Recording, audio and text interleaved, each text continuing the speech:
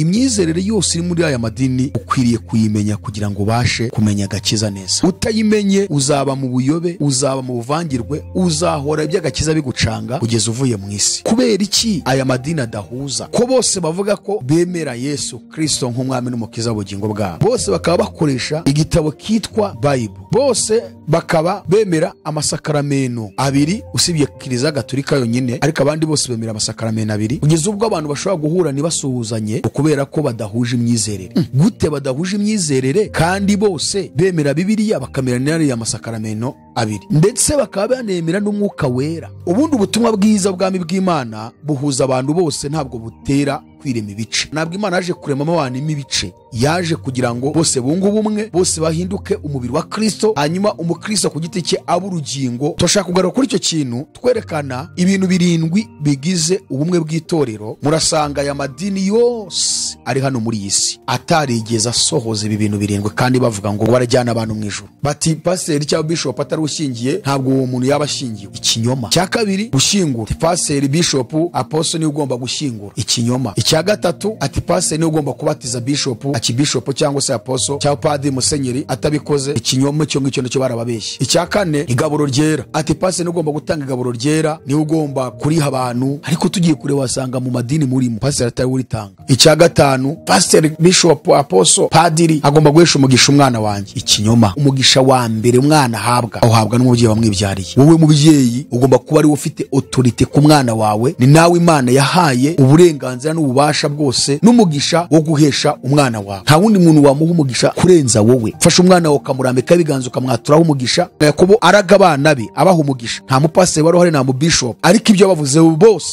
byabasohoyeho. Uzareba Aburahamu aho umugisha Isaka, ibyo mvuzeho byose byarasohoye. Isaka aho umugisha Yakobo na Esawu, ibyo bavuzeho byarasohoye. Nta mupaseri, nta mubishop, nta padiri, ntande wari uhari. Mwumve ibisohoye kuri aya madini yose muri kubona ari hano muri iyi si ya Gikristo. Uwo munsi abagore barindwi bazajya ku mugabo umwe bamubwire bati, tuzitungirwa n'ibyo kurya byacu kandi tuzajya twiyambika ubwacu, ariko uduhe kwitirirwa izina ryawe, udukize urubwa rw'abantu. Aratugaragariza ibintu birindwi bigomba kuba bigize ubumwe bw'itorero. Ibintu birindwi niba tubyemeranyaho mwese nk'abantu babarizwa mu matorero ya Gikristo, ndababaza kubera iki tudahuza? Kubera iki tutemerana? Wenda tuvuga umuntu yavuye muri ADP agiye muri Restoration Church mukamuha igaburo ryera, muravuye muri Restoration Church aje muri ADP mukamuha igaburo ryera, muteye mumubaza apfa kuba babwiye ngo ngende umukristo. Ko tubona ko itorero ryose muri rusange abizera Yesu Kristo bose bitwa umubiri wa Kristo, mwabihinduye ryari guhinduka imibiri ya Kristo? Yesu agira imibiri myinshi, Yesu yagabanyijwemo ibice. Amadini n'amatorero hariho umubiri umwe. Umudive niyemera kuzura umwuka wera ngo uratitira, avuga ko ari abadayimoni bagutitiza. Umudive niyemera kuvuga mu ndimi, avuga ko izo ndimi ari z'abadayimoni. Umudive niyemera ko ushobora kwerekwa, ati ibyo byarangiranye n'umwana na Ellen G. White weje bundi mu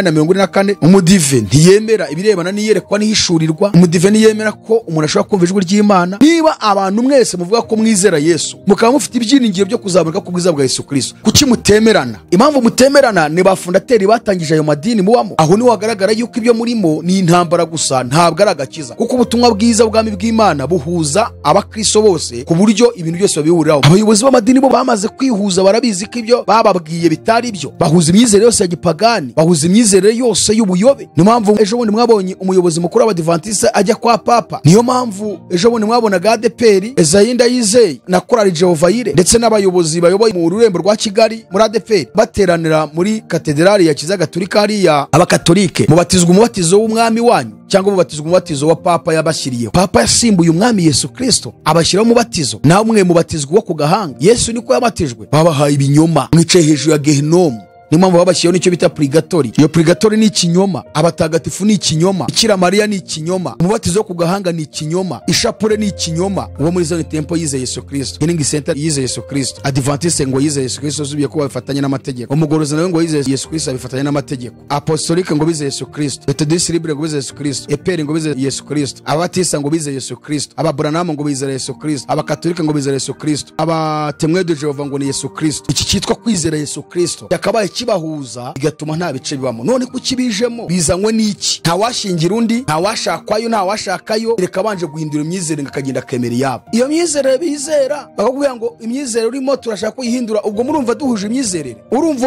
bose bizera Yesu Kristo koko? Kwitunga tuzitunga, kuyambika tuziyambika, ariko tubabari uduye kwitirirwa izina ryawe, udukize urubwa rw'abantu. Aya madini yose mubona ya gikristo asohoye muri ubu buhanuzi. Tubonye ibintu 7 bigize ubumwe bw'itorero ku rwego rw'isi. Niba koko ibi bintu tubyemeranyaho ko ari byo bigize ubumwe bw'itorero ku rwego rw'isi, ntago hakabaye hariho amazina atandukanye y'amatorero ya gikristo. Ntago bakabaye batemerana, ntago bakabaye badashyingirana, ntago bakabaye badasangira igaburo ryera, ntago bakabaye bavuga ati twebwe turabakanaka n'abandi bo turabakanaka. Amadini yose ya gikristo mubona ari hano muri iyi si yose ari muri iyi kategori yose ari muri ubu buhanuzi niho abarizwa. Abagore bavugwaga ni amadini yose ya gikristo yahindutse maraya kubwo kwakira inyigisho zipfuye no kwihimbira ibintu kugira ngo barebe ko babona indonke no kuyobya abantu. Icya kabiri, umugabo uvuzwe ni Yesu Kristo, kuko Yesu bashaka kumwitirirwa.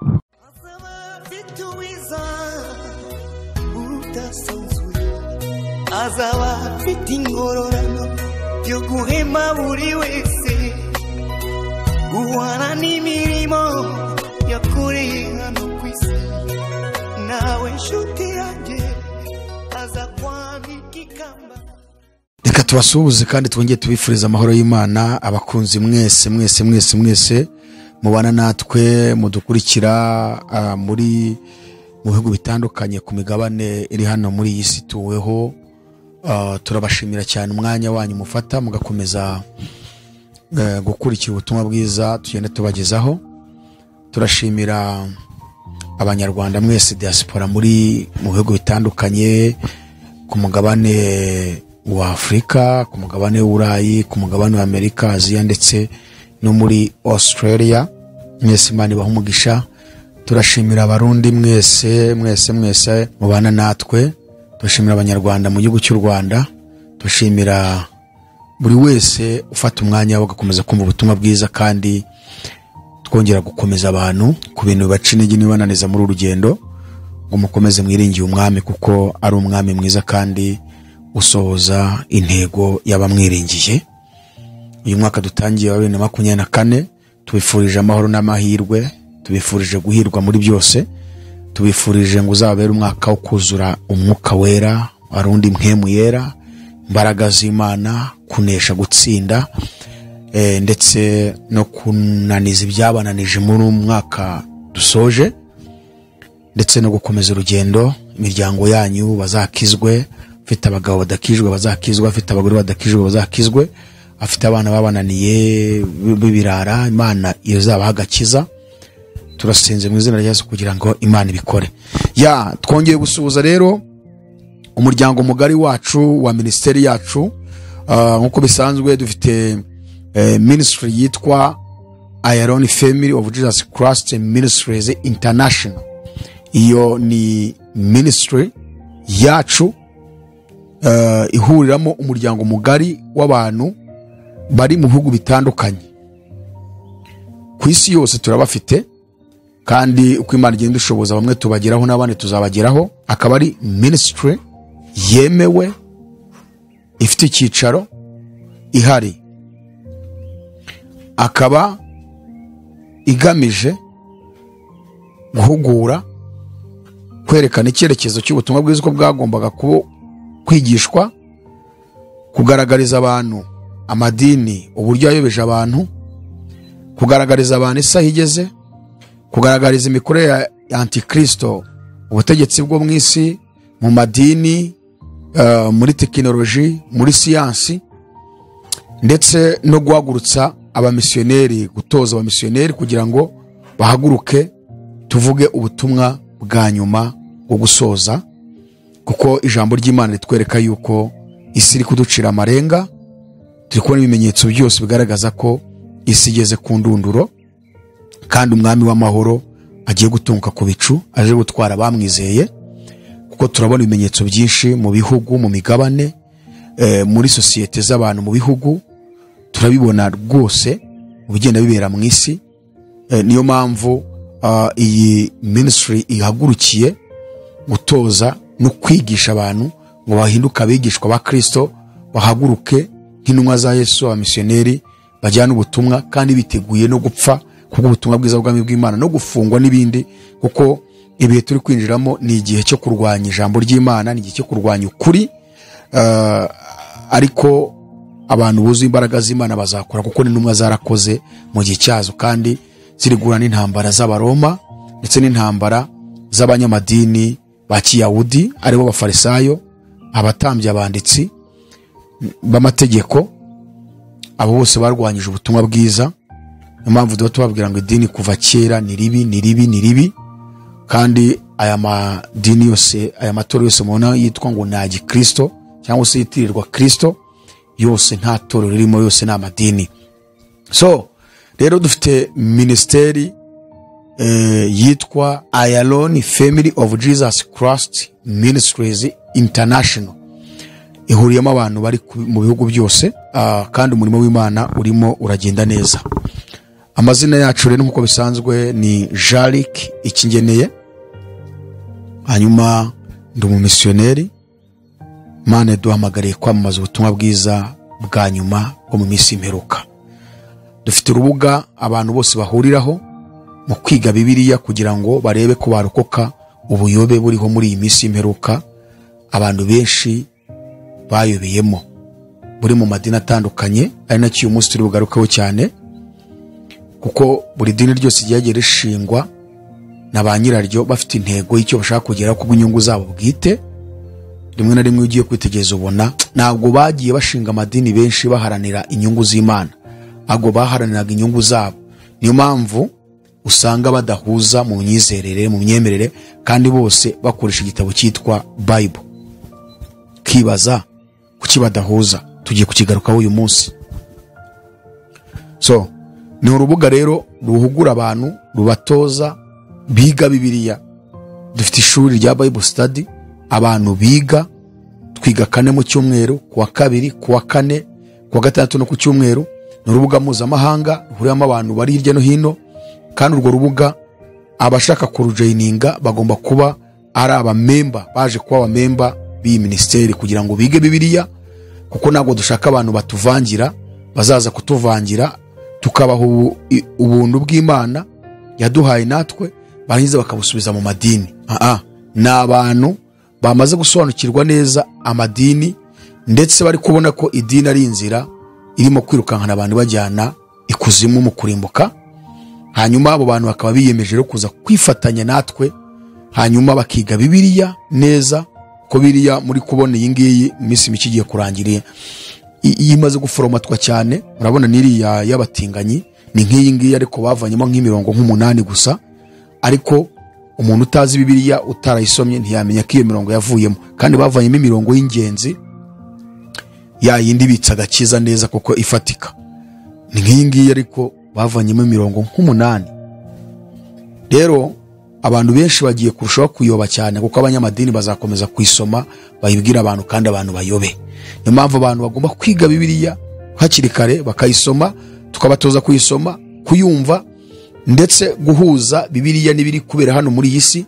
Tujya mu cyo bita geography, tukajya kureba n'ubumenyi bw'isi ahantu bugaragara muri Bibiliya. Tukajya mu cyo bita histoire de l'église, tukareba amateka y'itorero ahantu ahurira na Bibiliya. Tukajya mu cyo bita science, philosophy, tukajya mu by'ubumenyi bw'ikirere. Ni ukuvuga ngo turagenda hose kugira ngo duhuze ibiriho, ibyo abantu biga n'ijambo ry'Imana, turebe aho Satani afite imbaraga ari kumara abantu, tukajya noneho mu iyobokamana. Kubw'iyo mpamvu rero, mbere ko dukomeza, dufite ubutumwa Imana yagiye duha. Umwaka washize nibwo twatangiye kubutanga, burebana n'idini n'itorero, kandi Imana itubwira yuko igihe cyose tugiye gukora ikiganiro tugomba kubanza tukavuga ikigaragaza idini, nuko idini ryatangiye naho ryatangiriye, ikigaragaza itorero n'itorero aho ryatangiriye. Ubwo nibyo tugiye kubanza kuvuga. Ni ibintu 17 Imana yatubwiye, kugira ngo buri muntu wese ajye tareba aho yicaye, ahagaze, idini abarizwamo, arebe niba ibyo bintu bidahari koko, nasanga bihari ahita avamo, kuko Babuloni yo igiye kurangira. Niyo mpamvu Imana irimo kuburira abantu ngo basohoke bave muri Babuloni. Ugomba gusohoka vuba cyane mw'iryo dini urimo, kuko ni Babuloni. Ku ijambo ry'Imana tubwira mu Byahishwe 18 umurongo wa 4 ngo bwoko bwanjye ni muyisohokemo, kugira ngo mwe kwifatanya n'ibyaha byawo, mwe guhabwa no ku bihano byawo. Amadini yose amaze kwibumbira hamwe agira ubumwe, abakaba afite agasongero kayayoboye, bega yubatse mu buryo buri pyramid, ku buryo hari abo hejuru bayoboye abo hasi. Hari imyumvire ituruka hejuru yo kwa papa, ndetse n'aya madini yandi akomeye yo muri Aziya ya gipagani cyangwa se bariya bose bamedita, imyumvire yabo yose bagenda bayimanura mu bundi budini buri hasi, buno bucacizi, ndetse n'aya madini asa nk'aremereye yabaye organize nka za Anglikani, za Methodiste Libre, Ababatista, Abaeperi n'abandi nyine, ugasanga baragenda bakira imyizerere yo hejuru ya gipagani. Kandi abayoboke mwebwe nimwabimenye, iyo ni Babuloni ikomatanyije dini na politike, ko amadini yose amaze kwihuza yihuriza hamwe kandi yemera nuko na politiki iza kwivanga n'iyobokamana. Mpamvu abayobozi b'amadini bose ku isi uzasanga ari inshuti z'abayobozi ba politiki. Mu manama yose akorwa mu bihugu uzasanga batumira abapasiteri n'abaki bose kwitabira ayo manama, bakajya amabwiriza babaha, amabwiriza bakayazana bayashyiriye abayoboke babo, ariko iyo baje ntibayavuga uko bayahawe, ahubwo bifashisha Bibiliya ko bazi ko abayoboke babo batabyemera. Kubera ko nabo bamaze kujya muri systeme rero bakaba bayirimo, ntabwo bashobora kurekura ngo bemere guhara amafaranga, amaturo, ibya 10, amaturo y'ishimwe, ay'umutima ukunze n'ibindi byose bari abajya babaha. Bituma rero bakomeza kujijisha bati aho kugira ngo dusonze tuzemera ibyo leta zitubwira, nubwo bya birimbuza abantu, ariko ku mubiri bikaba bibagirira neza, nta kibazo. Bakazana imirongo ya Bibiliya akaba ari bifashisha mu kubabwira. So umuntu utarasomye ijambo ry'Imana ngo abarize ntabwo azigera asobanukirwa ubwiru bwa Satani ku bayobozi bayoboye aya madini cyangwa bakuyoboye mu idini yabarizwamo. Hanyuma ni ibintu 17 Imana yatubwiye. Icya mbere turahera aho idini ryatangiriye n'itorero ryatangiriye. Idini ryatangiriye mu ijuru, itorero naryo ritangirira mu ijuru. Ibi ni ibihamya bifatika bigaragara biri hano muri Bibiliya. Icya kabiri, se w'idini ni Satani, se w'itorero ni Imana na Yesu Kristo. Gatatu, idini ni inzu ya Satani, itorero ni inzu y'Imana. Kane, idini ribitse ikinyoma, itorero ribitse ukuri. Gatanu, idini rivuga ikinyoma, itorero rikavuga ukuri. Gatandatu, idini rivuga ko ukuri kose kudakwiriye kuvugwa, itorero naryo riti ukuri kose gukwiriye kuvugwa. Karindwi, idini rirwanya ukuri, itorero naryo rikarwanya ikinyoma. Umunani, idini rifite abantu barigize kandi barihagarariye hano mu isi, itorero naryo rifite abantu barigize kandi barihagarariye mu isi. Icyenda, idini rirwanirira ikinyoma cyaryo, itorero naryo rikarwanira ukuri kwaryo. Icumi, idini ni igiti cy'ubwenge bumenyesha icyiza n'ikibi, itorero ni igiti cy'ubugingo. 11, idini rivanga ukuri n'ikinyoma, itorero rivuga ukuri gusa. 12, idini rirwanya abantu bose bavuga ukuri, itorero rikemera kurenganywa n'idini rizira ukuri. 13, idini rikoresha ubwenge bw'isi mu kwamamaza ubutumwa, itorero rigakoresha ubwenge bw'ijuru mu kwamamaza ubutumwa bwiza bw'ubwami bw'Imana. 14, idini rigira ubwibone no kwishyira hejuru, itorero ryicisha bugufi. 15, idini ni inzira ngari, itorero ni inzira ifunganye. 16, idini ni urupfu, itorero ni ubugingo. 17, idini ni inzira igana ikuzimu yo kurimbuka, itorero ni inzira igana mu ijuru y'ubugingo buhoraho. Ibi bintu 17 byose bifite reference dusanga mu ijambo ry'Imana.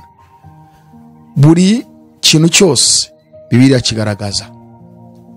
Niba ushaka kujya mu ijuru, ukaba ushaka ko umwana w'Imana koko, icara ibi bintu bisubiremo neza, usome ijambo ry'Imana, uzasanga ibyo tuvuze.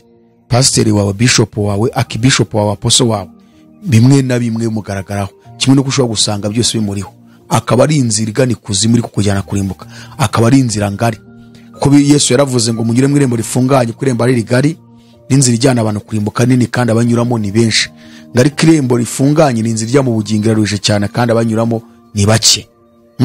So iyo niyo message Imana yaduhaye, kandi dushaka gusobanura buri kintu cyose abantu bakazabyumva neza kugira ngo wese yigenzura arebe ahari akize ubugingo bwe.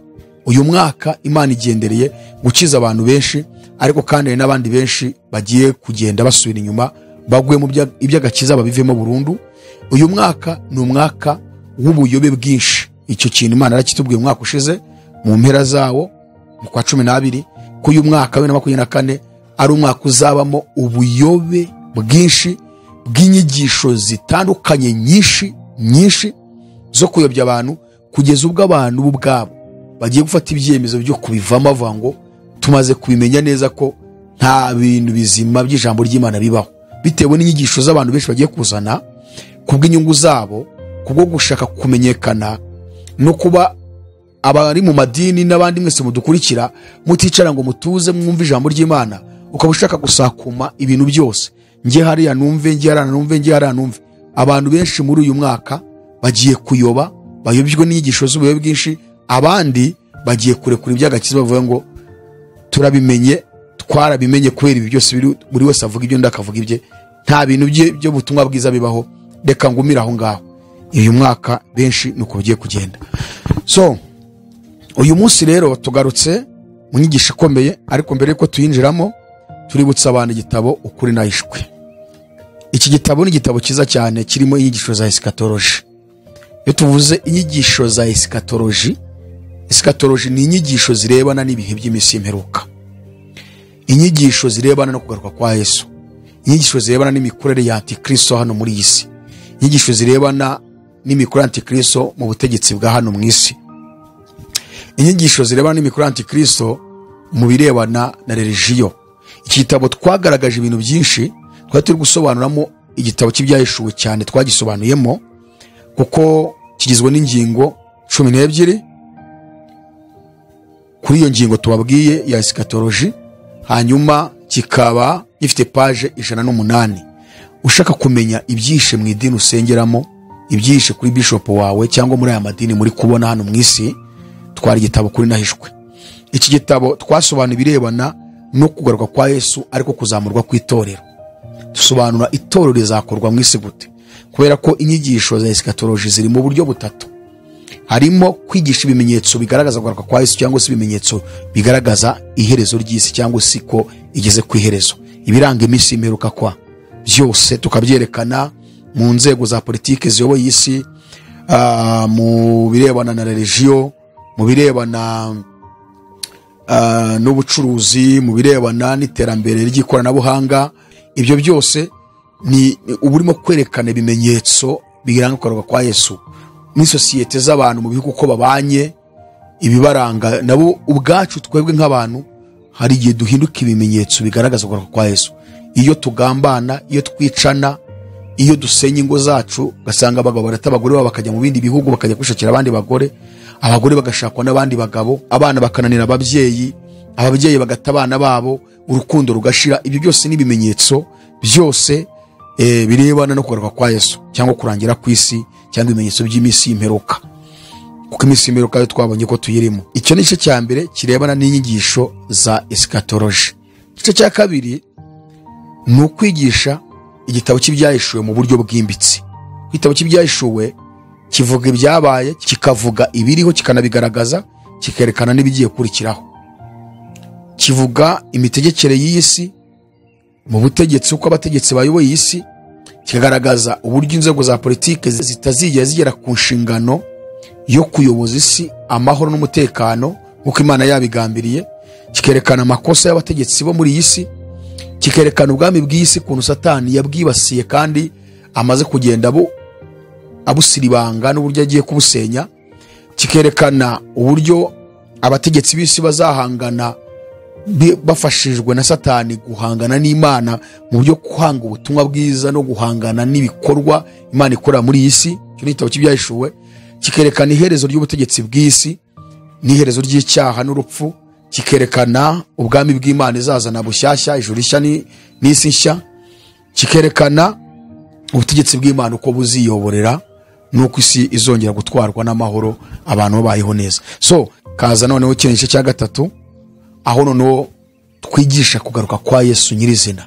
Yesu nagaruka bizagenda gute, isi zamerite, azahagarara hehe, abamwizeye bizagenda gute, abapfuye bamwizeye bazajya hehe, bizagenda gute, abapfuye batamwizeye nyuma yaho bizagenda gute.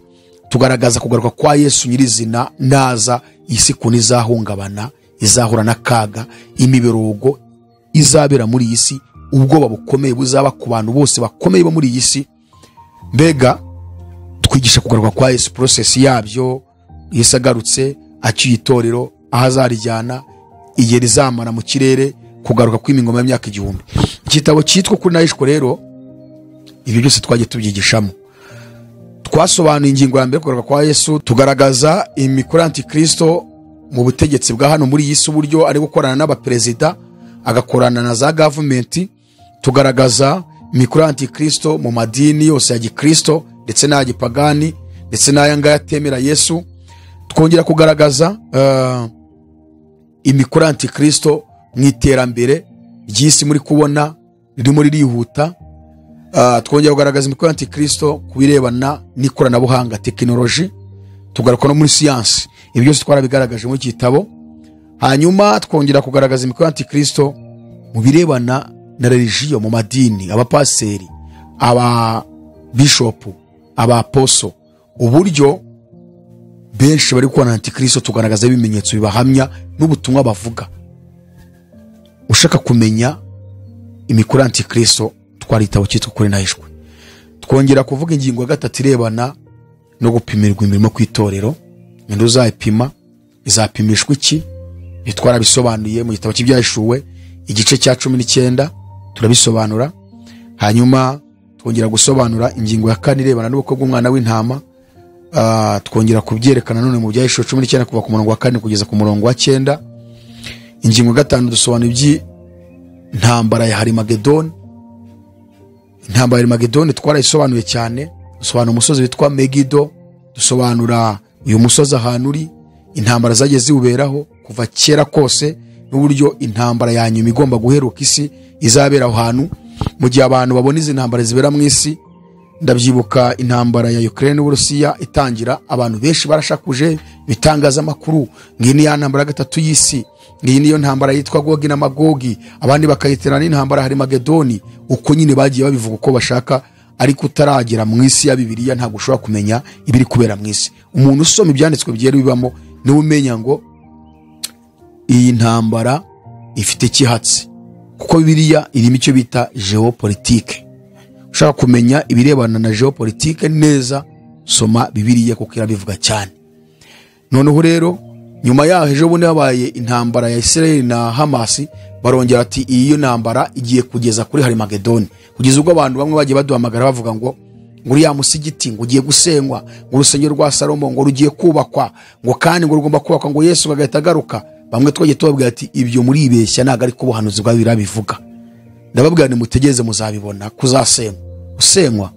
Hari ibimenyetso Bibiliya igaragaza bizagaragaza uriya musigiti gusenga kwawo ndetse n'urusengero kubakwa kwarwo, kuko birigaragaza ko ruzubakwa itorero ryavuye mu isi. N'abavanga urusengero ruzubakwa itorero rikirano mu isi, ntibishoboka ko UN ntiyabyemera. Ntabwo hahita habaho intambara ikomeye cyane. Antikristo mu gihe azaba yiyerekanye ku isi, isi yose ikamubona neza, nibwo azabasaba kubaka urusengero rwabo Abayuda, kuko niwe uzaba uyoboye isi kandi azabategeka ibihugu byose. Nta muntu n'umwe uzaba uri hejuru ye. No mpamvu ibihugu byose bizatuza bikemera akabiyoboza inkoni ye. Niwe rero uzasoza ubuhanuzi bwose. So ibyo biri mu gitabo cyitwa Ukuri n'Ahishwe.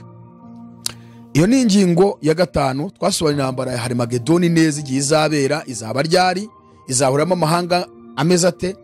Turayigaragaza mu Byahishuwe igice cya 16 kuva ku murongo wa 12 kugeza ku murongo wa 21. Ni iyo ntambara ivugwa, ndetse n'Ibyahishuwe 14 kuva ku murongo wa 14 kugeza ku murongo wa 20, ndetse n'Ibyahishuwe igice cya 19 kuva ku murongo wa 11 kugeza ku murongo wa 21. Niho twagaragaje iyi ntambara ya Harimagedoni muri kitabo Ukuri n'Ahishwe, uko izarwanwa, abazayirwana, Yesu uzabagaruka y'itorero rye akandagije ibirenge bye ku musozi witwa Elayono. Byose twarabisobanuye mu yandi magambo. So intambara ya Harimagedoni rero twasobanuye amaraso azameneka, uburumbarare, ibirometero azatemba akagiramo, intwaro Yesu azifashisha mu kurwana iyi ntambara tubigaragaza mu byahishuwe igice cya 14 byose twarabyegekanye ko Bibiliya bivuga neza. Ingingo ya 6 twasobanuye ingoma y'imyaka 1000 izaba ryari, izarangwa n'iki, izasohozwa ryari. Ingingo ya 7 dusobanura by'intambara ya Gogi na Magogi. Intambara ya Gogi na Magogi twagaragaje uburyo Bibiliya igaragaza ko igomba kubaho nyuma y'ingoma y'imyaka 1000 itoro ry'Imana na Kristo hano muri isi. Ingingo ya 8 dusobanura kuzamurwa kw'itoro, uburyo Yesu azafata itorero akarizamukana mu bwami bwo mu ijuru. Ibyahishuje cya 20 kuva ku murongo wa 7 kugeza ku murongo wa 10 no biri twereka twarabigaragaje, ndetse n'iby'ingoma y'imyaka 1000 twabyerekanye mu byahishuje 20 kuva ku murongo wa 1 kugeza ku murongo wa 6. Aha rero Yesu azamukanye itorero ku ngingo ya 8 twasenye inyigisho y'abatemwe do Jehova ivuga yuko nta bantu bazajya mu ijuru keretse abantu 144 bone bazaba mu ijuru kandi bagategekana na Yesu.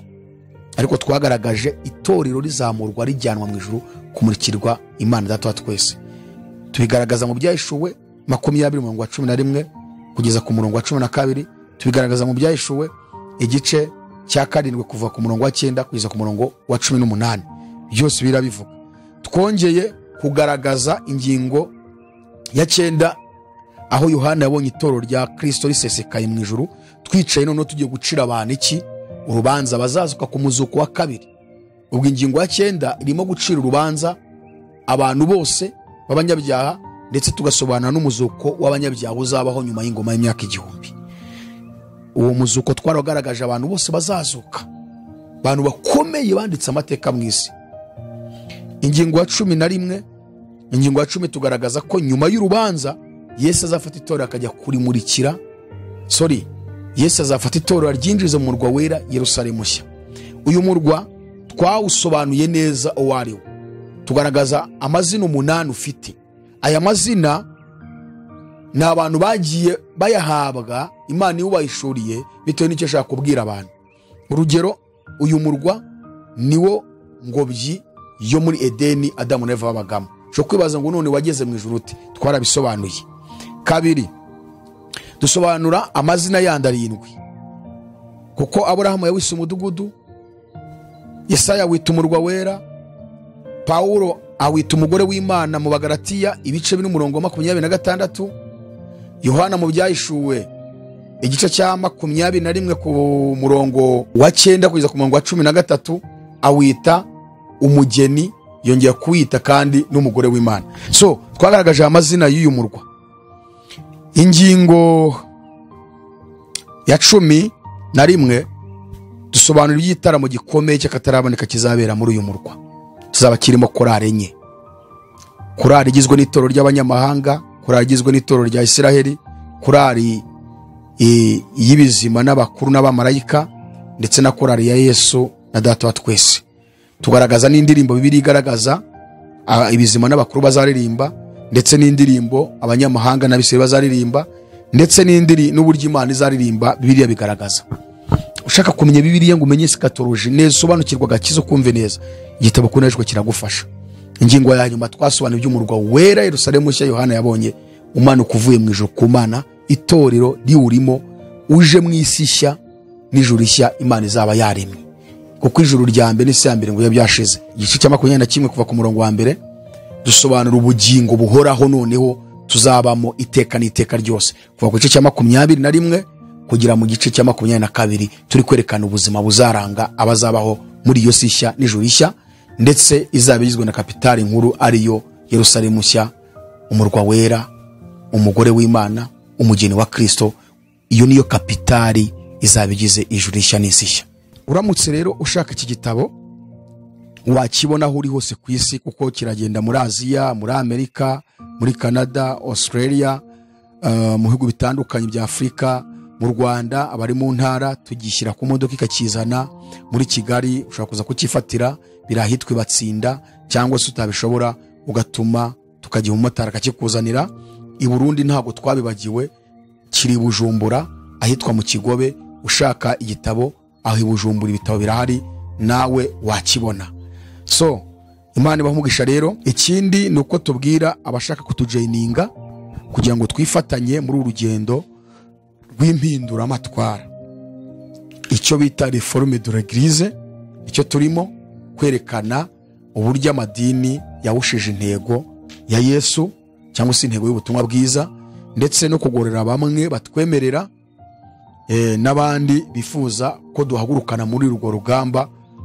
Ushaka kutujoininga urareba nimero yacu, ukora aho ngaho muri description, aho hasi uri kureba ikiganiro muri screen yawe, ukoremo muri description urasangamo link ya WhatsApp yacu, utujoininge. Hanyuma ushaka kutwandikira urasanga nimero zacu, nimero 3, iyo wafata yose watwandikira watubona, ariko iya mbere n'iya kabiri ntacyo twatatubona na byihuse. Murakoze cyane. Uyu munsi tugiye kugaruka ku birebana n'imyizerere iri hanze ahangaha mu madini. Nashaka kubwira ngo imyizerere yose iri muri aya madini ukwiriye kuyimenya kugira ngo ubashe kumenya agakiza neza. Utayimenye uzaba mu buyobe, uzaba mu buvangirwe, uzahora iby'agakiza bigucanga kugeza uvuye mu isi. Abantu mwese mukwiye gusobanukirwa mukamenya imyizerere y'amadini yose tubona ari hano. Ukibaza kubera iki aya madini adahuza, ko bose bavuga ko bemera Yesu Kristo nk'umwami n'umukiza w'ubugingo bwabo, bose bakaba bakoresha igitabo kitwa Bibiliya, bose bakaba bemera amasakaramentu abiri usibye Kiliziya Gatolika yonyine, ariko abandi bose bemera amasakaramentu abiri: isakaramentu ry'umubatizo w'amazi menshi ndetse n'isakaramentu ry'igaburo ryera. Anglikani yo iyemera yose, yemera umubatizo w'amazi menshi no ku gahanga. Katolike ikabibatiza ku gahanga gusa, ariko igaburo ryera bose bararyemera. Muri Katolike baryita ngo ni Eucharistia. Katolike ifite amasakaramentu 7, ariko abandi bose bemera ko Yesu yasize amasakaramentu 2 yonyine: kubatizwa, umubatizo w'amazi menshi ndetse n'igaburo ryera. Aba bantu kubera iki bubatse ibintu by'udushyira hamwe, bakagenda bubaka za communauté, kandi mu kuzubaka bigatuma bamwe batumva abandi, kugeza ubwo abantu bashobora guhura ntibasuhuzanye kubera ko badahuje imyizerere. Gute badahuje imyizerere kandi bose bemera Bibiliya, bakamera n'ariya masakaramentu 2, ndetse bakaba banemera n'umwuka wera cyangwa se mpemu yera mu kirindi niko bavuga. Abadive bavuga ngo ni mwuka wera, bayivanaho ngo ni mwuka wera. Kubera iki habayeho udukominote twinshi? Kuki bose batubatse ikintu kimwe?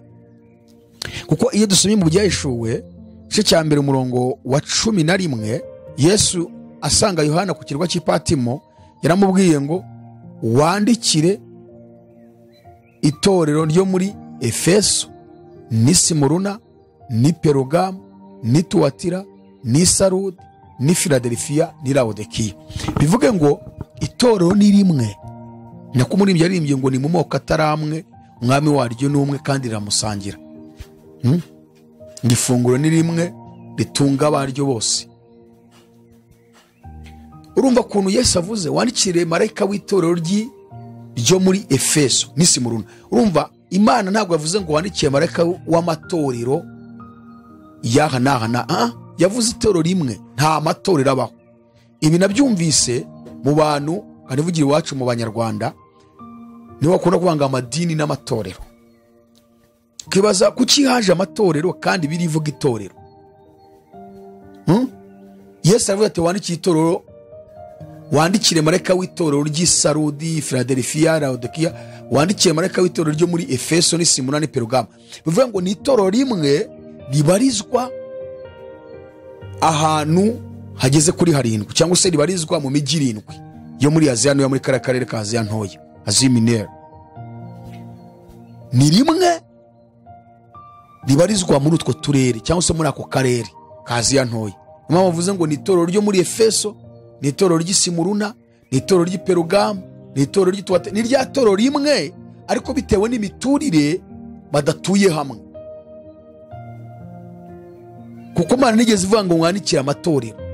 Ni mpamvu nisomye mu nzandiko Paulo yanditse inzandiko 13, ndabyibuka yandikiye Abaroma, inzandiko yandikiye Abakorino, Abagalatiya, Abefeso, Abafilipi, Abakolosayi, urwandiko rwa 1 n'urwa 2 yandikiye Abatesalonike, urwa 1 n'urwa 2 yandikiye Timoteyo, Tito, Filimoni. urumva ugiye kureba urwandiko yandikaga yaravuze ngo jyewe Pawulo ndabandikiye mwebwe abo mu itorero ry'Imana ry'i Korinto. Jyewe Pawulo na Timoteyo, cyangwa Pawulo na Timoteyo na Luka, turabandikiye mwebwe abo mu itorero ry'Imana ryo muri Efeso. Icyitonderwa, urumva ni itorero rimwe, ariko kubera imiturire aho abantu batuye baratandukanye, ariko riracyitwa itorero rimwe. None uyu munsi ujya kumva ngo amadini n'amatorero. Iri jambo amatorero biragaragara ko ni za community zishyizeho bitira itorero rya Kristo, ariko mu buryo bwo gushaka kugira ngo bibonere indonke mu baterankunga, mu ba sponsor babo, wenda b'abazungu biyakira inkunga, bakumva ko nibahuriza hamwe izo nkunga zitabakwira. Mu yandi magambo, ntabwo intego cyane bari bagendereye ari intego yo kuvuga ubutumwa bwiza, kuko iyo aba ari intego yo kuvuga ubutumwa bwiza tuba tubona bose bahuriza hamwe.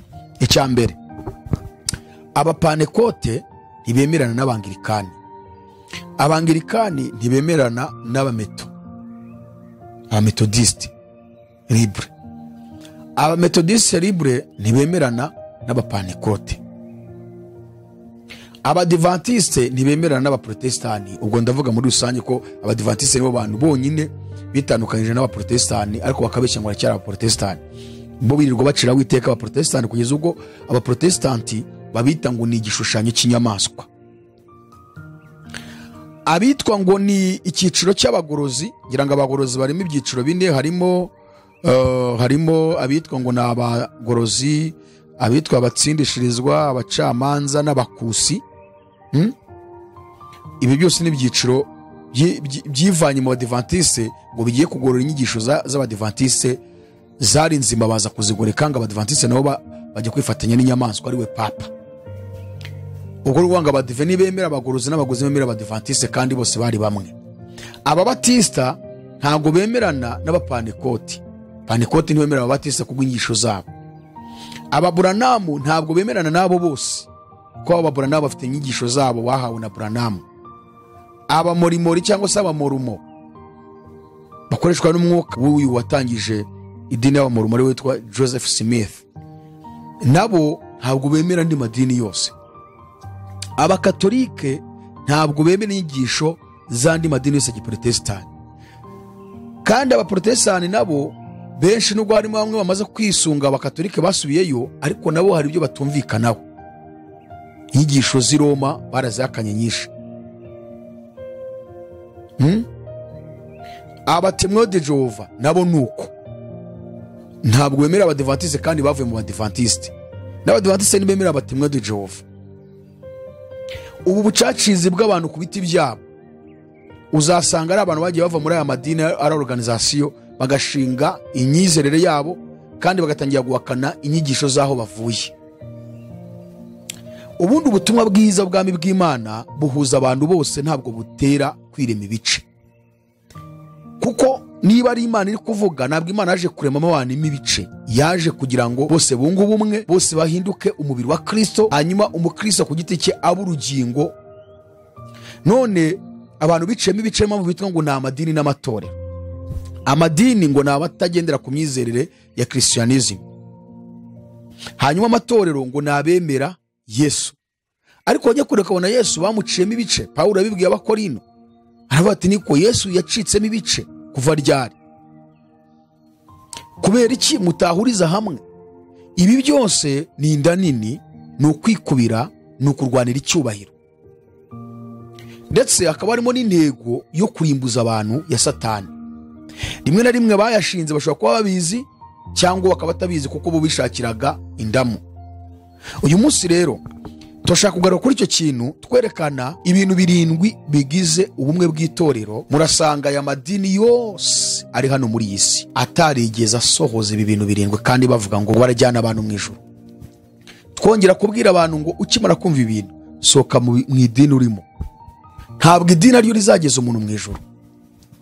Amateraniro abana b'Imana bakora cyangwa aberaho bari hose ku isi bashobora kuyakorera mu nzu zabo. Bashobora guhura n'abantu 10 cyangwa 20 bagaterana. Bashobora kujya kwigaburo ryera, bashobora gushyingira uwabo, bashobora no gushyingura uwapfuye bakajya kumushyingura. bashobora yewe no kubatiza. Ibyo byose bituruka ku bumenyi wamaze kugira mu ijambo ry'Imana, kuko nawe wabigufashamo nuko babisomye mu ijambo ry'Imana. Iyo bataza gusoma ijambo ry'Imana ntabwo baba bashobora kumenya ngo ndifashije iki mu gushyingura. Nawe rero Bibiliya ni igitabo cyakwandikiwe, ugomba kugisoma kugira ngo ukure ugere ku rugero rushyitse rw'igihagaro cya Kristo, nk'uko Pawulo abibwiye Abefeso mu bice 4 kuva ku murongo wa 12 kugeza ku murongo wa 14. Dukwiye gukura tukagira ku rugero rushyitse rw'igihagaro cya Kristo. Twakura gute? Twahagira gute? Ni igihe twasomye ijambo ry'Imana. So rero ibyo bintu byose bafatishije abantu ku buryo abantu kubabwira gusohoka ahantu bagiye kurimbukira bigorana. Narabibabwiye ko icyambere ari uko barafashe amasare twagiye twubaka cyangwa bagiye bubaka ngo tujye tuyateraniramo, bayita ngo nizo nsengero. Biyambura kuba ari bo nsengero, bafata aya masare yubakishijwe amabuye, shokora amatafari ya ruriba cyangwa inkarakara cyangwa ibiti cyangwa se block sima n'ibindi bintu bubakisha bitewe n'imiturire cyangwa ibihugu. Bafata izo nzu zubakishwe ibyo ngibyo bazita ngo n'urusengero. Kandi Bibiliya nta hantu wabona ibyita urusengero. Urusengero twabonye ko ari rumwe rwonyine rwubatswe rusenywa inshuro zigeze kuri 5, inshuro zigeze kuri 4. Sorry, uyu munsi Imana ikaba yararwihoreye igafata umuntu akaba ari ugira urusengero ko niwaje guturamo. Urwo rusengero twararwize, tubona ko urusengero rwubatswe na Mose.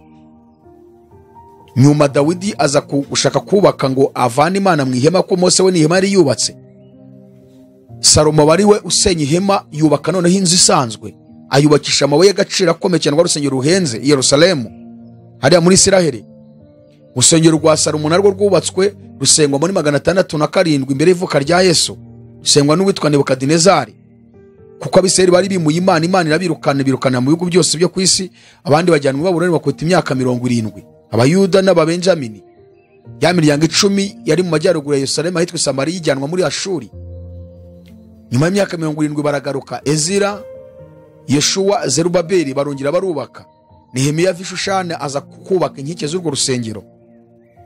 Urwo n'urwa gatatu rwubatswe, ko tubonye urwubatswe na Mose, ihema ry'ibonaniro, tubona urwubatswe na Salomo, tubona urwubatswe na Ezira. Nyuma yaho mu 137 imbere y'ivuka rya Yesu, ubwo Abaroma bigaruraga isi, uwitwa General Pompa arongera rusenya, kongera kubakwa n'uwitwa Herode kugira ngo abayobore n'ibyo yiyamamaje ashaka. Herode ari we Yesu yavutse asanga ari uyoboye, ari nawe washatse kwica Yesu akiri uruhinja. Izo nizo nsengero zabayeho enye. Urwa gatanu ni twebwe, kuko urwo ngurwo narwo Yesu amaze kuza mu isi atangiye ivuga butumwa yavuze ko ruzasenywa, kuko byaje gusohora muri 70 nyuma y'imyaka 36 wari Yesu avuye mu isi, cyangwa 7 aho. Rusenywa n'uwitwa General Titus, umuhungu w'umwami w'abami witwa Vespasiye, niwe wari uyoboye icyo gihe. Kuva icyo gihe Yerusalemu arasenywe, n'uyu munsi tubona Abayuda bajya gusenga ku gikuta cy'urwo rusengero barira ngo Mesiya uzaza ryari ngo twubakire urusengero. Ari narwo abantu muri iyi minsi bari barimo gusakuza ngo ubwo rero inamba ya Hamasi ngo na Isiraheli ngimiraba ngo uriya musi tugiye gusenywa, ngo urusengero rugiye kubakwa, ngo Yesu aragarutse. Tukababwira ati oya, muri ibeshya, ntabwo ari ibyo, ntabwo ari kubanuzi bwa Bibiliya bivuga. Kuri musigiti wubatse mu rusengero rwa Salomo hari igice kimwe wubatsweho. Abayuda basigaranye igipande kimwe rwo basenga baririra ku gikuta cy'urusengero rwa Salomo cyari cyarasigaye, basaba Mesiya ngaza bubakire, ko bazi ko ubuhanuzi ari ko buvuga. So rero nyuma yaho twabonye Bibiliya ivuga ngo ntimuzi ko mu rusengero rw'Imana kandi ko umwuka w'Imana aba muri mwe. Abakorera urwandiko rwa 2:16 vuga ngo Imana yimukiye mu muntu ari we rusengero rwayo.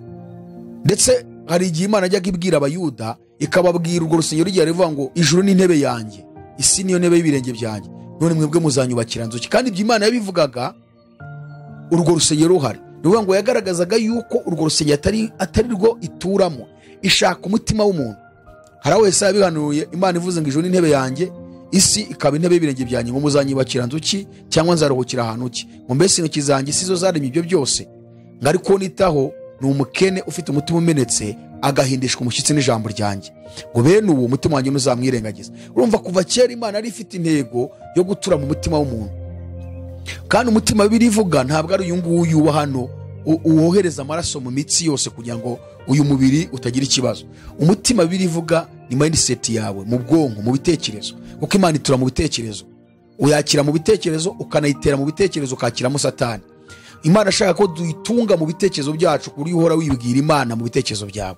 So nukuvuga ngo rero ikintu cya mbere amadini yakoze ni uko yafasha abana bambura icyo bari cyo. Ijambo ry'Imana ribavuga ko ari bo nsengero, bafata amasare baba ariyo bita ngo ni insengero, kugira ngo bakorpamo abantu ikintu cyitwa ko ari bo nsengero, bashobora kuba aho bari bose bashobora gusenga kandi nta wundi muntu bari imbere. Ugasenga wenyine, ukajya kwigaburo wenyine, ukabwiriza ubutumwa wenyine, ukabatiza, kugira ngo bikuvanemo kumvishe ko hariya hantu ariyo nzu y'Imana, ariko urusengero nutahaboneka uzaba waguye. Kandi kuko abantu benshi ariko bameze, iyo amaze iminsi atagiye aravuga ati ngewe naraguye. Wagushijwe n'iki? Tisemerwa kujya ku rusengero, kuko barababeshye babwira yuko hariya ariho hantu umuntu abonera agakiza, kandi ariwo urusengero. Agukwiye gura wigenzura ubaza Imana ngo uracyari mu rusengero rwawe Mana, uracyandimo kugira ngo ukomeze ukizwe.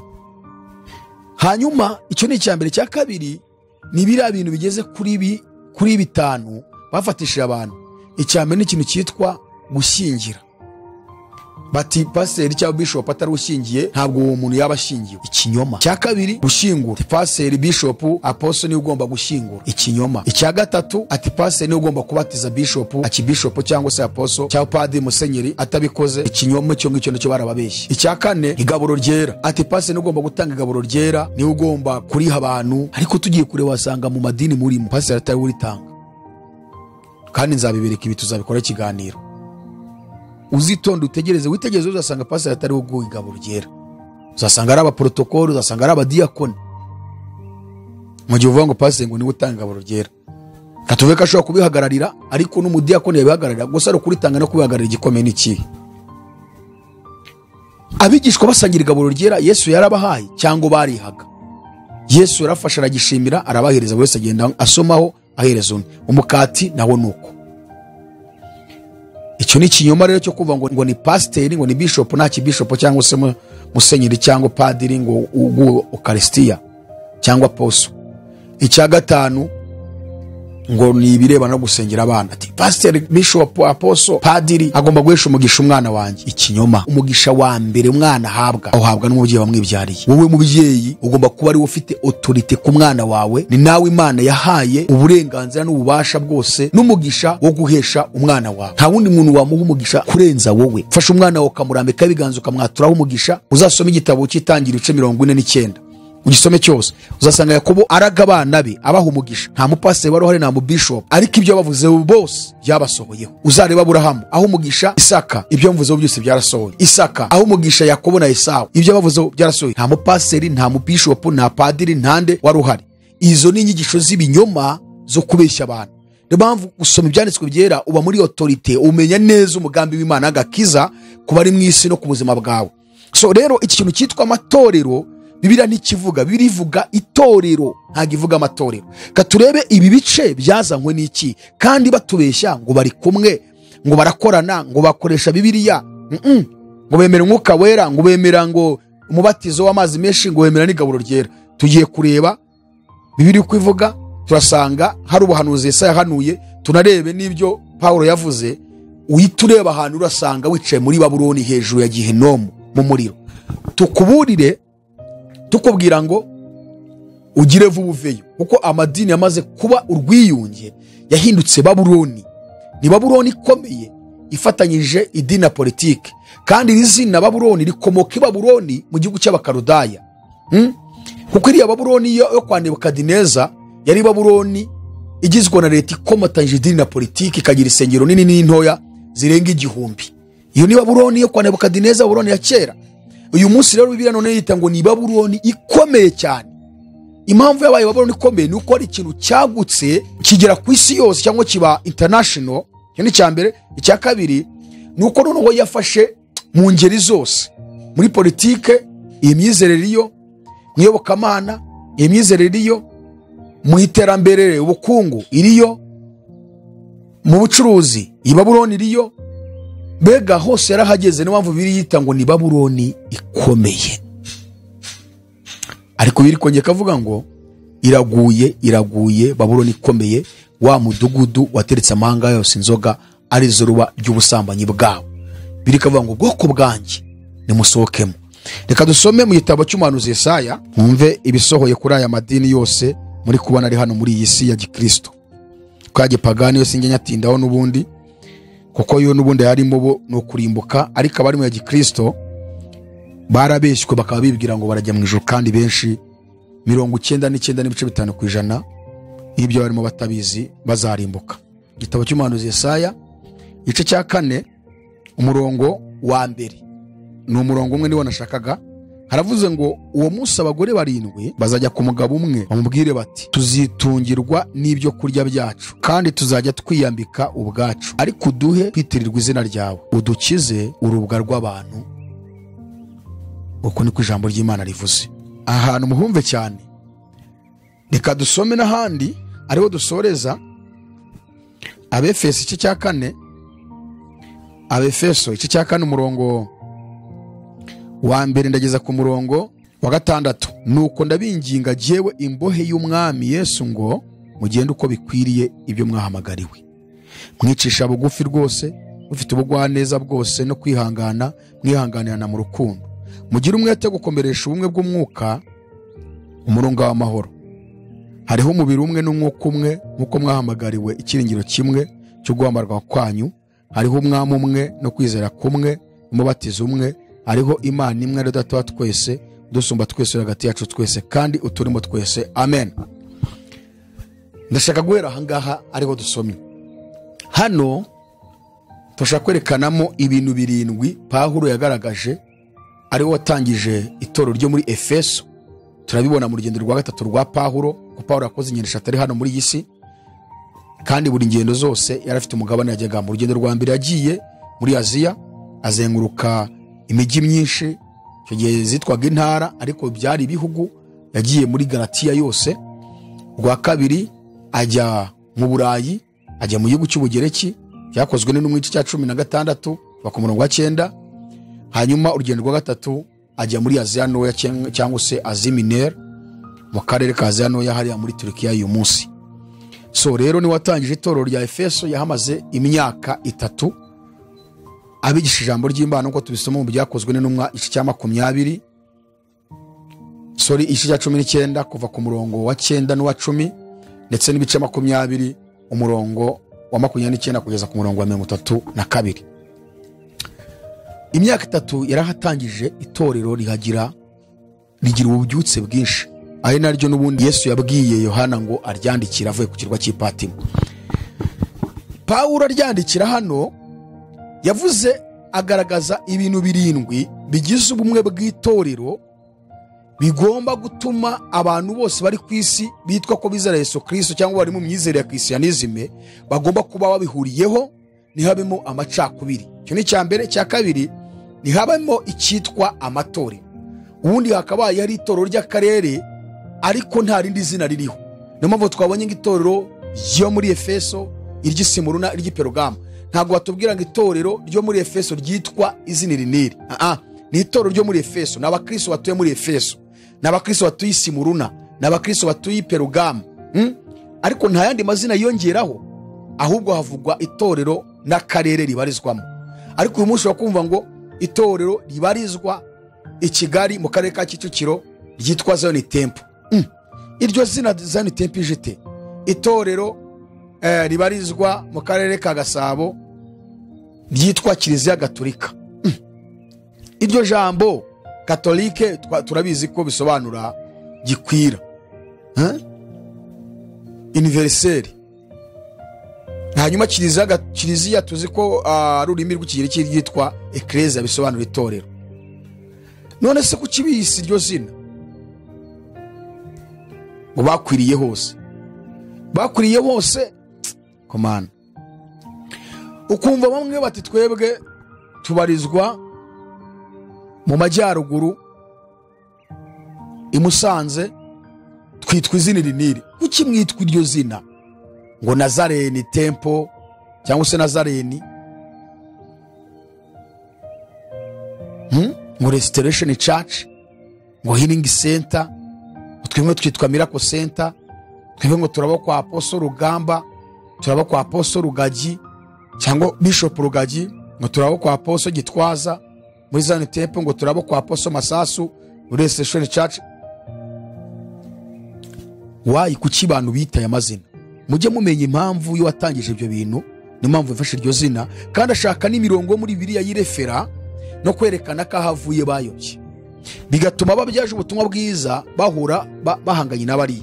Hano rero Pawulo aratugaragariza ibintu 7 bigomba kuba bigize ubumwe bw'itorero. Ibintu 7 niba tubyemeranyaho mwese nk'abantu babarizwa mu matorero ya Kristo, ndababaza kubera iki tudahuza, kubera iki tutemerana? Umuntu akava hano akajya, wenda tuvuga umuntu yavuye muri ADP agiye muri Restoration Church, mukamuhigaburo ryera. Umuntu avuye muri Restoration Church aje muri ADP, mukamuhigaburo ryera, muteye mumubaza mfa kuba babwiye ngo ngende umukristo, ubarizwa hese?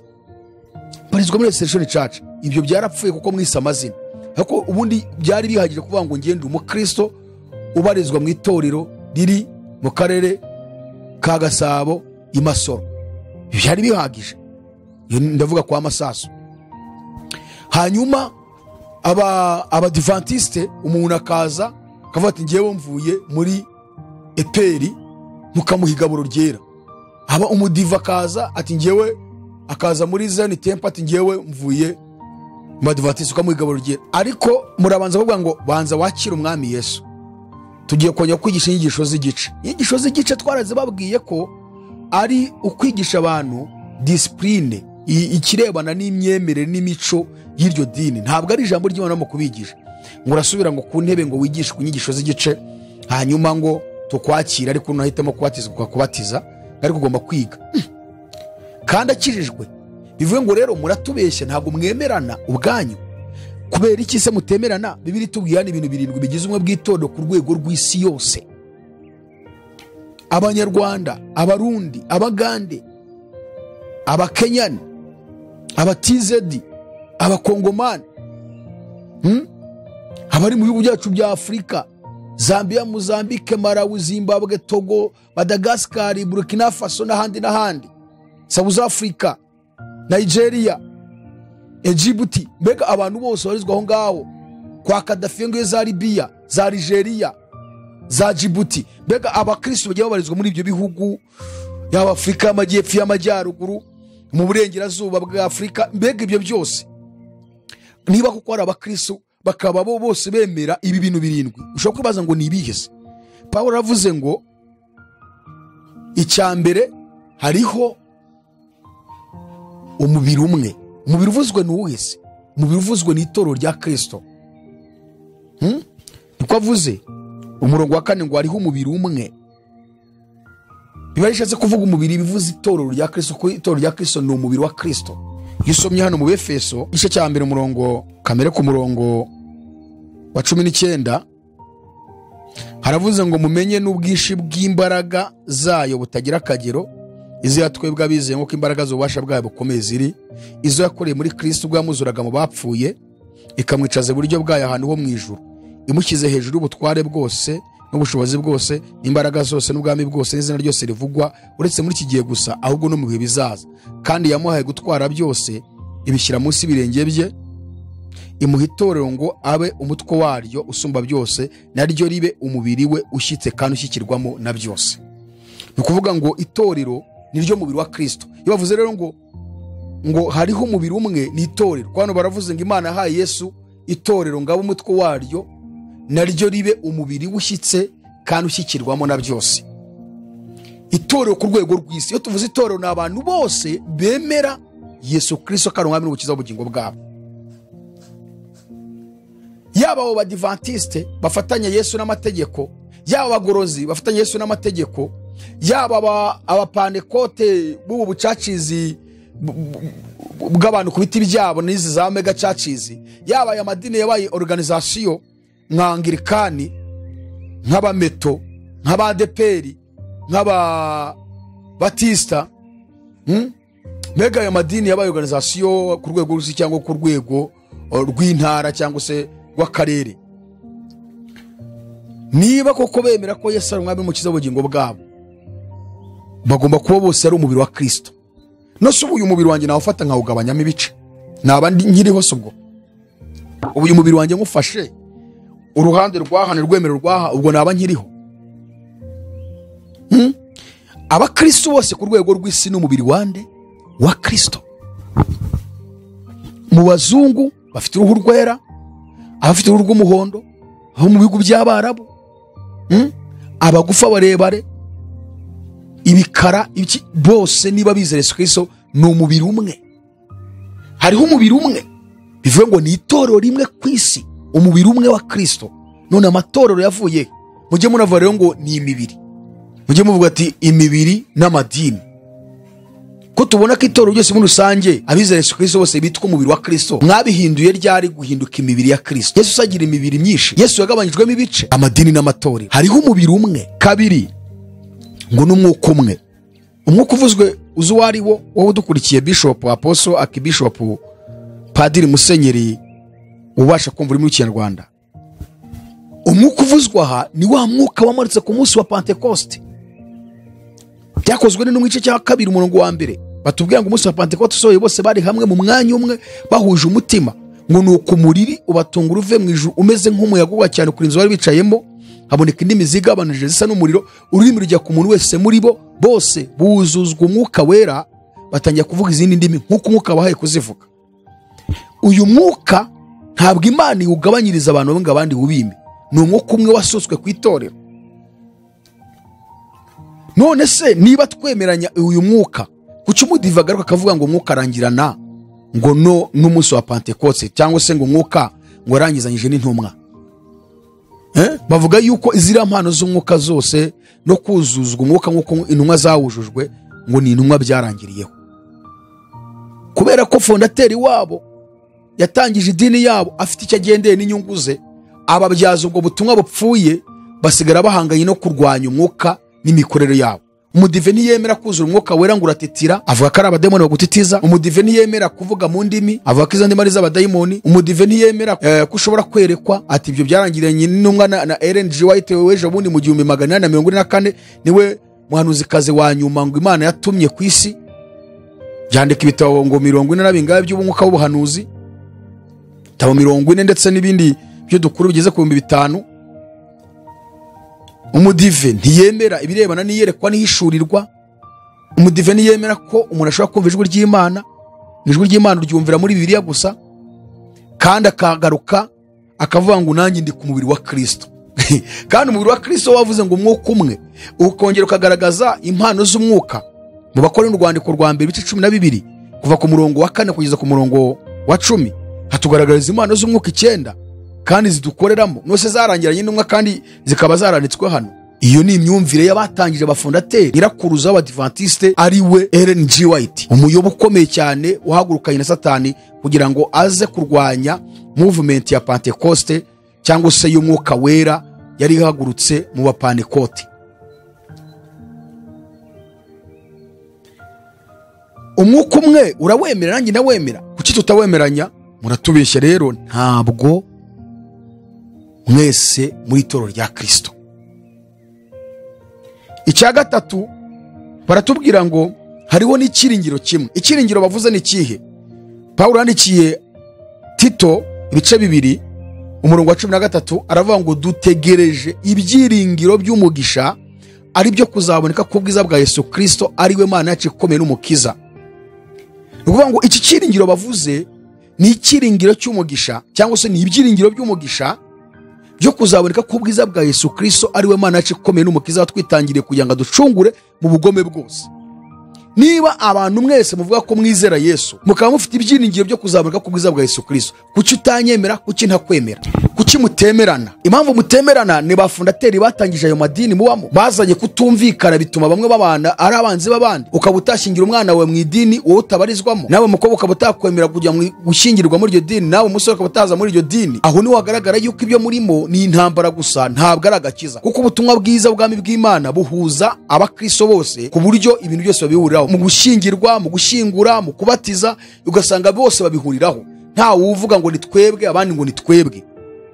None niba wemera ikintu cyitwa ibyiringiro byo kuzamuka ku bwiza bwa Yesu Kristo, kuki nazi wawe ukanyirukana ngo nidusengera hamwe ngo sinaguha igaburo ryera?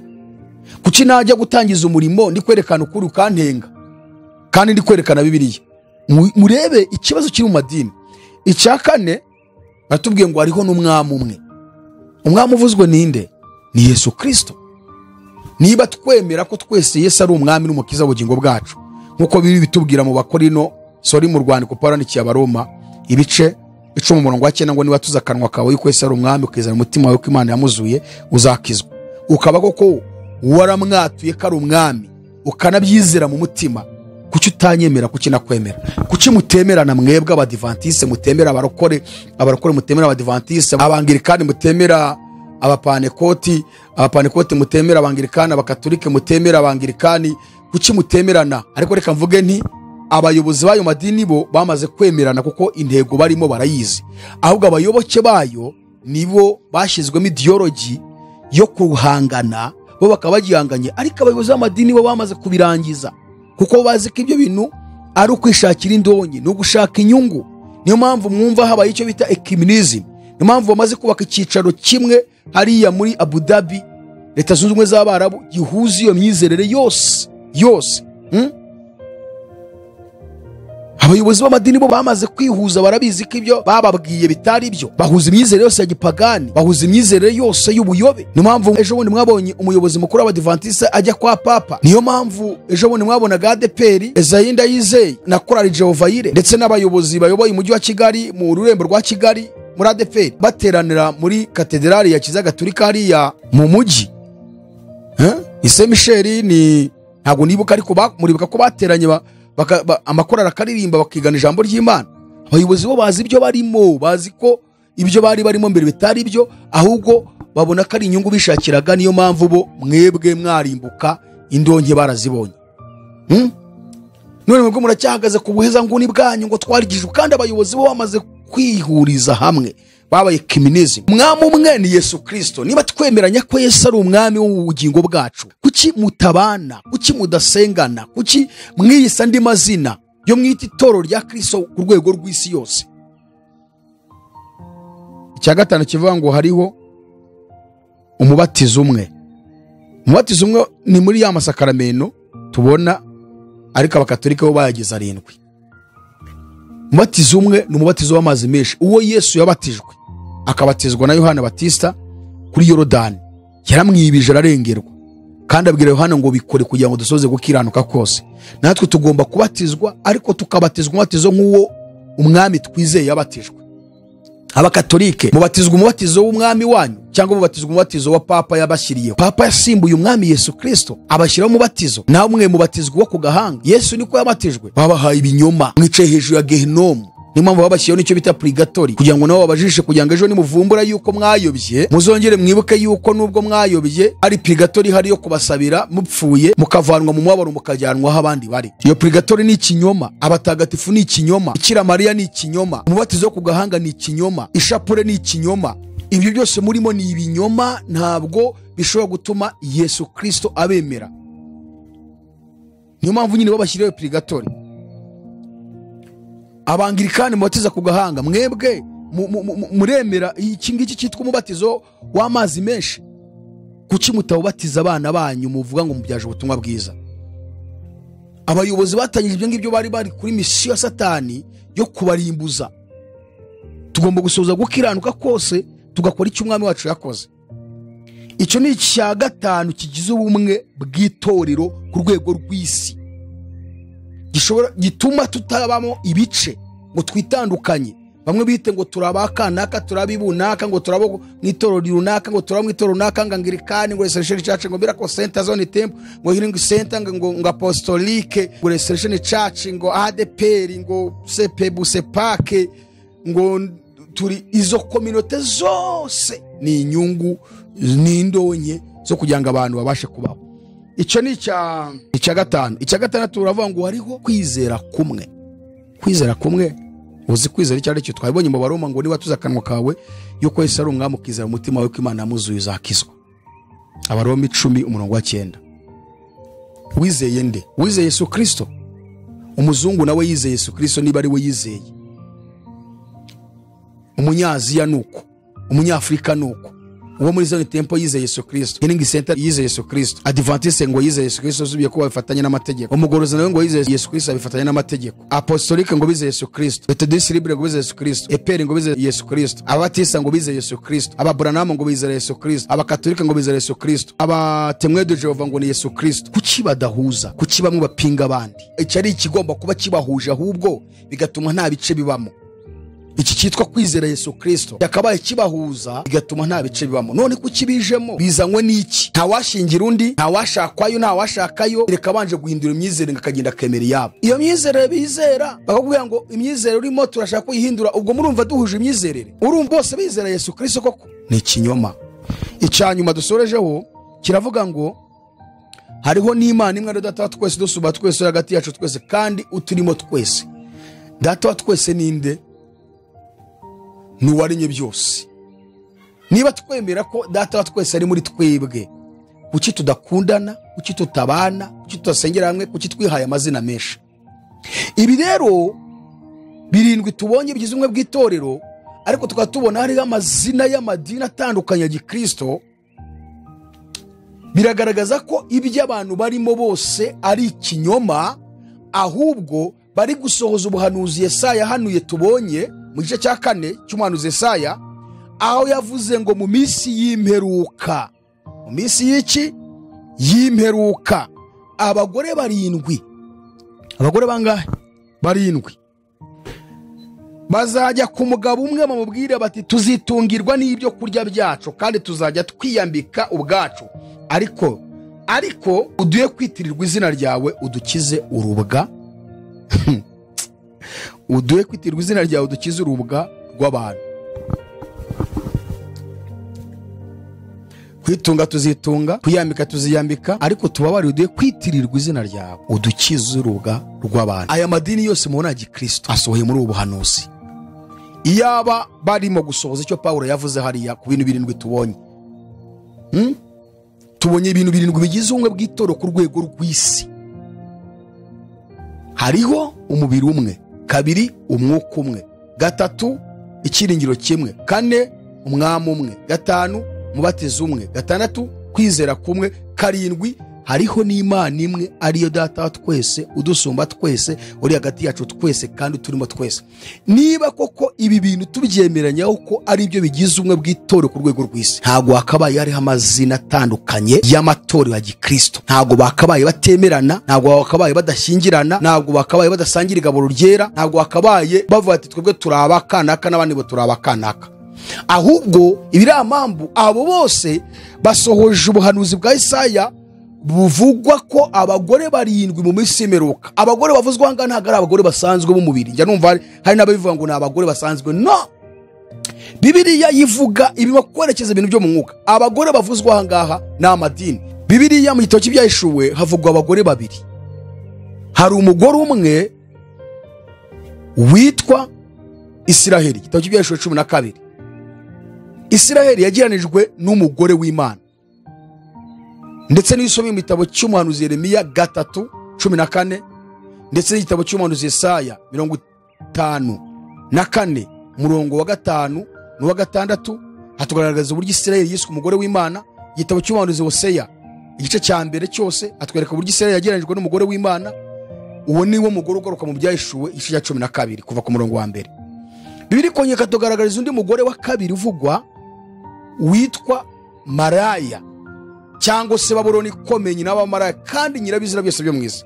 Ibyahishuwe igice cya 14 kuva ku murongo wa 8, ndetse n'Ibyahishuwe igice cya 17 cyose n'igice cya 18.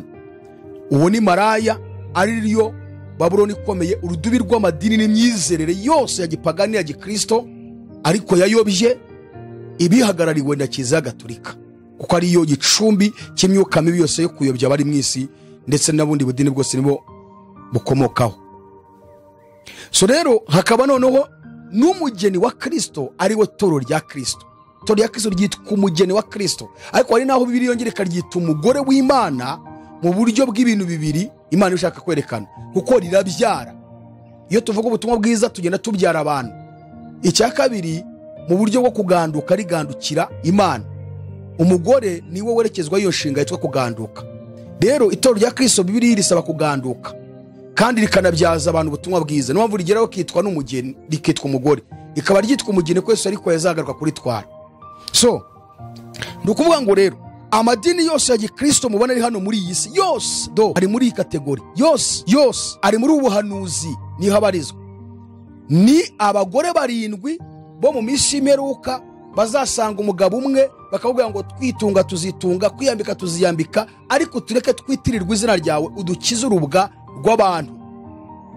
Abagore bavugwaga ni amadini yose ya Gikristo yahindutse maraya kubwo kwakira inyigisho zipfuye no kwihimbira ibintu kugira ngo barebe ko babona indonke no kuyobya abantu.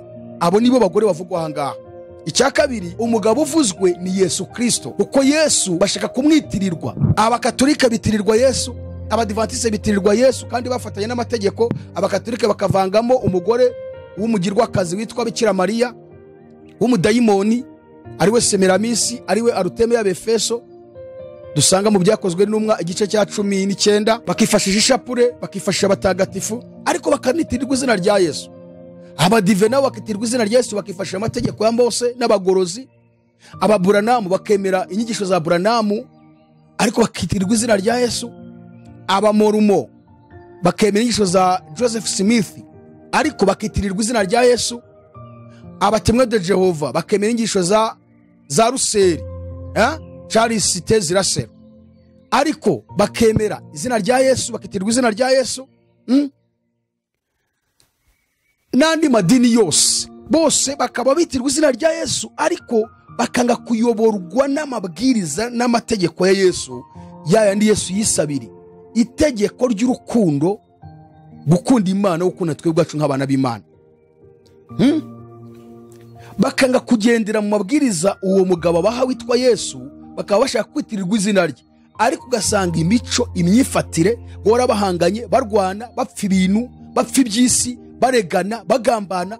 Nibyo biberamo inyigisho z'ubuyobe, kuyobya abantu, kutasoma ijambo ry'Imana, kudasenga ngo barambye batuze bahe Yesu umutima, bavuga ati Yesu tuyobore kugira ngo duhibye tubwire itorero, ahubwo bashaka kwitirirwa izina rya Yesu gusa. Ariko naba bagore Yesaya yavuze, kwitunga tuzitunga, kwiyambika twiyambike, udukize ubwa rw'abantu, kwitirirwa izina ryawe gusa, ariko nituzemera amabwiriza yawe uduha, nituzemera amategeko duha. Nuko amadini ya Gikristo yose ku isi yose ameze. Nshuti z'Imana, bayoboke b'amadini atandukanye, niba mumaze kumva ubutumwa bwiza nk'ubu ngubu, genzura ahantu wicaye, urasanga wicaye hejuru ya genomu. Genzura inyigisho zuri kwigisha uwo muyobozi, genzura imikorere ihabera. Ibintu bire mu madini ni byinshi by'ubuyobe no kwigarura imitima y'abantu, ariko nta gakiza bafite. Abantu bashaka kwitirirwa izina rya Yesu ariko ntibashaka guhindurwa no kugendera mu mategeko n'amabwiriza baha. Ndagusabiye ngo uyu mwaka dutangiye, wicara utuze urebe, nusanga ibyo bintu urimo bitakugeza mu ijuru, vamo wirukanka, kiza amagara yawe.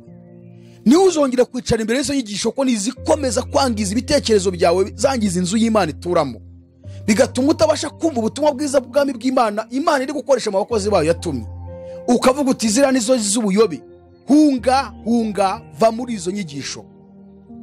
Imana irimo kugenda ishinga ama ministeri hano muri iyi si, irimo kugenda ihagurutsa abakozi bayo, bisunge mukorana umurimo w'Imana. Hanyuma urebe ko utazasobanukirwa gakize cyari cyo. Reka tubashimire, murakoze cyane, Imana ibahe umugisha. Reka dusoreza aha ngaha, ariko dukwiye kumenya ko itorero rya Kristo rigomba kuba rigize ubumwe, rihujwe na biriya bintu 7 tubonye. Naho niba habayeho amakominota atumvikana, mumenye ngo ntabwo abantu bari ku ntego y'Imana, bafite ibindi bintu bagendereye. Kadusenge. Mana, turagushimiye kubw'ubutumwa bwiza tugejejeho. Dusengeye buri muntu wese wadukurikiye kugira ngo asobanukirwe ubutumwa bwiza, ijambo ryawe ryamamazwe ku isi yose, abantu bashobora kumenya no kugusobanukirwa. Bagurutse abakozi nyabakozi bavuga ubutumwa bwiza, hanyuma kandi bakomeze gutegurira abantu kugaruka kwawe, kugira ngo ubwo ugiye kugaruka uzasanga abantu bose bakwiteguye. Tubyamaje twizeye mu izina rya Yesu Kristo, amen. Turabashimiye, Imana ibahe umugisha cyane. Ikiganiro nakagaruka. Shalom shalom. Azatujana muri amazu meza yaduteguriye, nitugerayo tuzahora turiri tuzaba kumwe